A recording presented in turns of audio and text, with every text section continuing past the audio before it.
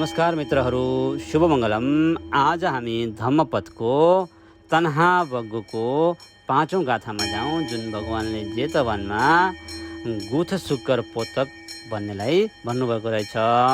त्यसमा भन्नुभएको छ, यथापि मूले अनुपद्दवे दल्हे छिन्नोपि रुखो पुनरेव रुहति एवं पितन्हा नुसये अनुहते निबत्तति दुःखमिदम पुनः पुनम। र भन्नको अर्थ रहेछ, हेर्नुहोस्, जरा नउखेली केवल काटेर मात्रै राखेको रुख फेरि फेरि उम्रे झैँ तृष्णा र अनुसयको समूल नष्ट नगर्नेलाई यो दुःख बारम्बार आउँछ। त्यसैले मित्रहरू, विपश्यना अति नै आवश्यक हो। सबैको शुभ होस्, मङ्गल होस्, कल्याण होस्।